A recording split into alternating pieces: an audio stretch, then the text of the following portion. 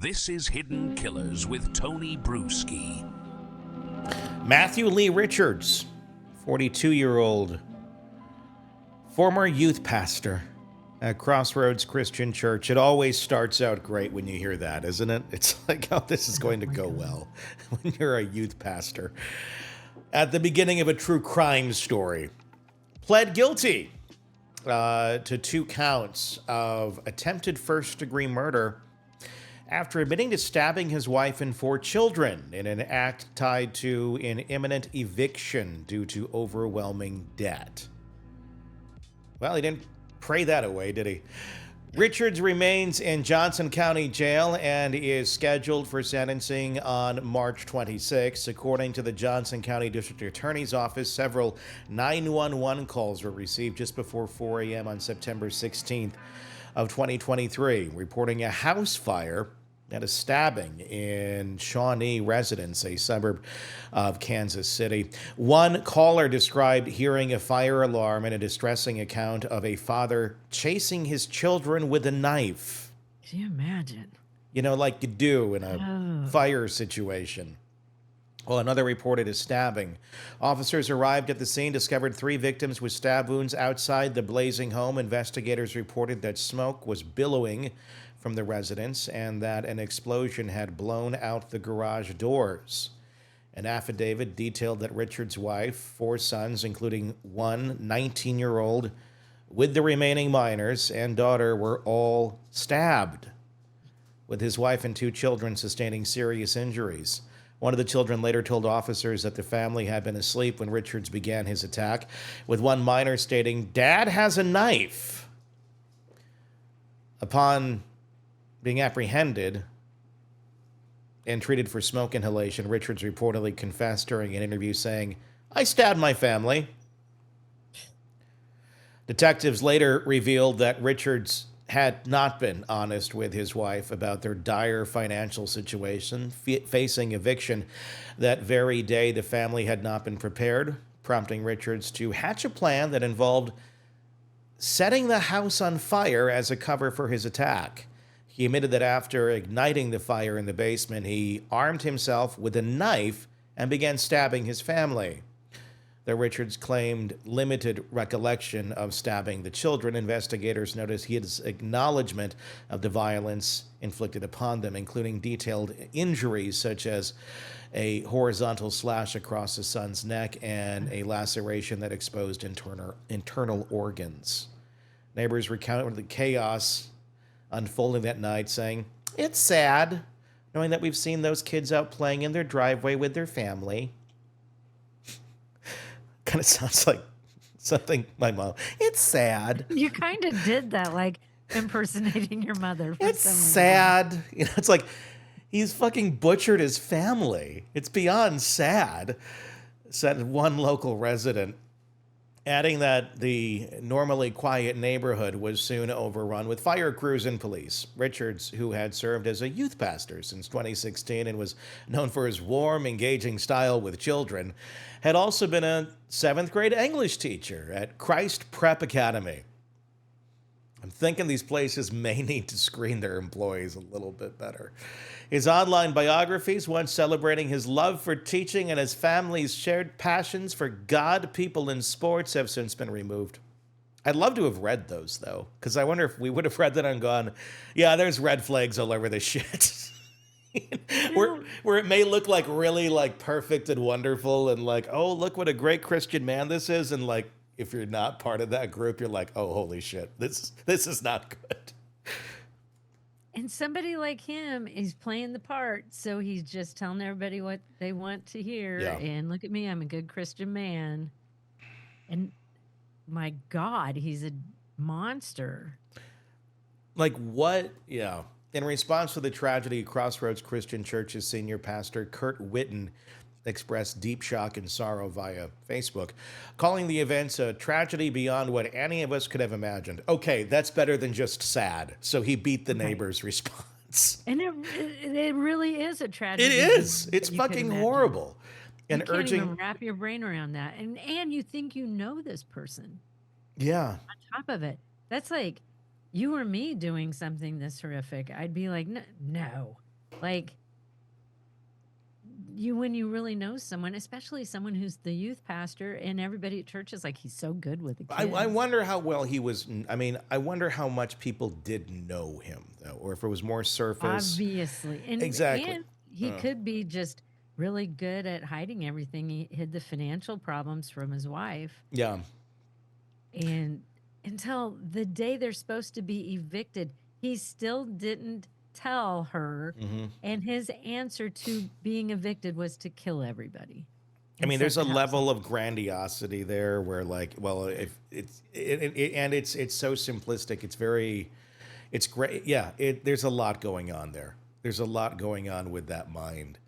I'd be really curious as to if you did sit down and try to have a conversation with this guy before it happened, how deep you'd actually get, or where is it going to go, or what's going to be the main fluff of the conversation. What I found, and I'm just giving a personal observation.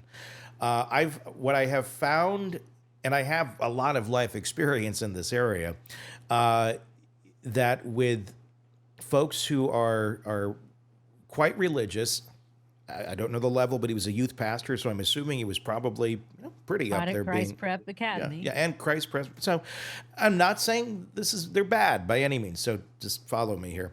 But I have found that there's a lot of fluff conversation that goes on that like is strictly about like God type stuff. Where it's like, I was so blessed today by this or that. And it's like, oh yes. And then it's kind of goes back and it's like a ping pong match of sometimes of who's godlier and, or who's been blessed or what struggles you're going through and how you're asking and praying for this.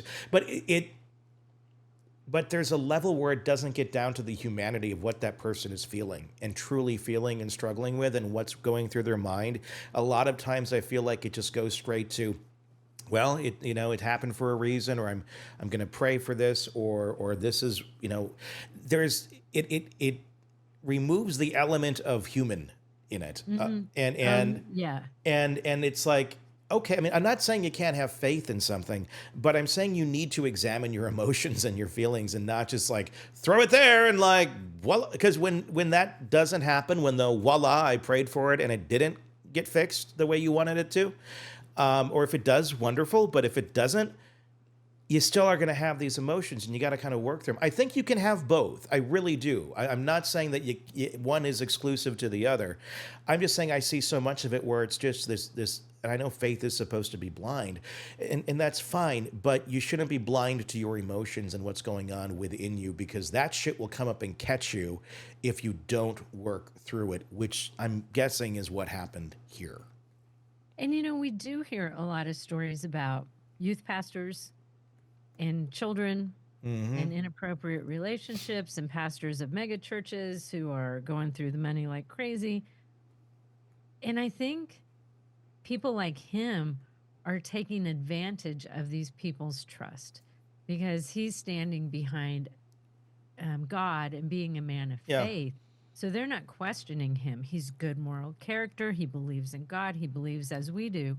And his wife probably was caught up in the same thing. He's a good guy. He's a man of Christ. And then he's hiding behind it. And I'd like to know how he got into this financial issue. Was it hookers? Was it gambling? What was it? Well, I mean, yeah, and I can't imagine he makes a ton. I don't know what he makes, but I'm guessing it may not be the highest considering what he does. I don't know. I just wonder. And the thing is, I don't know anything about this guy. Maybe he really did feel that way for a long time and really didn't feel like he was hiding anything, but was so on that trip of faith of, I'm going to keep praying and, something's going to happen where this house is we're not going to be evicted. Something's going to happen through last minute. They're just going to keep holding that faith and holding that faith. Is this a fault of faith or is it a gambling addiction? Or is it all that? I mean, you can have that, but then it's like you bounce it back. Well, it'll correct itself this way through God or whatnot. And again, not knocking faith, just saying you can't do it without dealing with reality too. Because if you're just that blind in it, and then it doesn't happen, that this thing that's going to grossly impact your life and everyone around you, and then you're like, oh shit, it didn't happen. You feel like the failure, but you also have no skills or tools on how to deal with those sort of emotions because you've always just kept throwing things at God. And well, did God fix that problem for you? Clearly he didn't. So, But his answer to this, yeah, his own problems, was yeah, to kill these innocent kids and yeah. his wife. Well, and that makes you start wondering, what kind of delusions are you having here? Something Is was it, not right. is God then, if you're having that, again, I know it sounds like I'm knocking faith. I'm not. I'm just trying to run through some of the thinking that would likely be going on here in something like this. If you believe you're hearing from God, and if you've been sitting there hoping that he's going to come through in some way, shape, or form and bless you with the money to, not get evicted, and that fails, it's not a far stretch that he may be hearing from God saying, well, it's time, since you can't have this home, bring those children to my home. And take Oh, their yeah. lives, and then in your mind you're justifying you're doing it for God because you're so deep into this level of insanity. That's how some of that extreme shit goes. It could be. I mean, Yeah, it it's could be. really fucked up and weird, but that's how some of that extreme shit goes. That's all just speculation.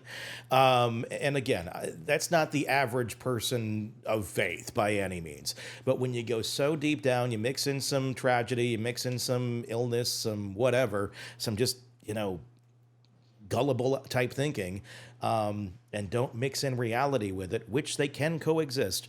I think you end up with something like this. And I'm glad that he pled guilty just to spare yeah, the kids and his wife from a trial being drug out.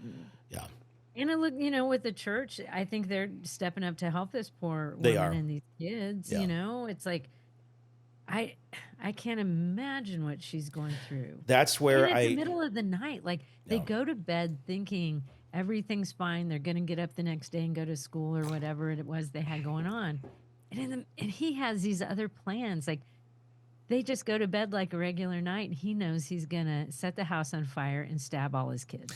Church is not an alternative for mental health help, Yeah, for therapy, for definitely. counseling. Yeah. And I know, and I'm just speculating. I don't know if they had counseling or he had counseling at church or whatever, but if that's all he had in his life that was going on to try and mentor and counsel him, it was sorely not qualified. And most of that is never very qualified when And I it wonder if comes. he was just dealing with this all on his own. Yeah, that's what I'm thinking. There was this probably a very troubled guy that had it all bunched up and under the, the bubble of faith, and it eventually burst. And I don't know that he was a bad guy. I don't know, but I just think that there was bad thinking involved and bad ways Horrific, yeah. of dealing with things that clearly could have been better had it not been all in this bubble of, that faith will fix all of this.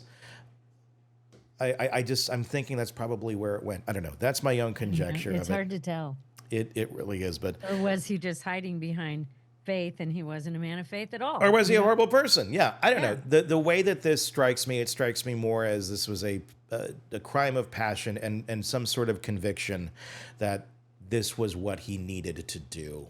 That was the next logical step, and I'm gonna guess it had something to do with a voice or thinking God's giving him advice. If true crime is your obsession, we've got you covered. Press subscribe now to the Hidden Killers podcast and True Crime Today for non-stop coverage, expert insights, and in-depth analysis.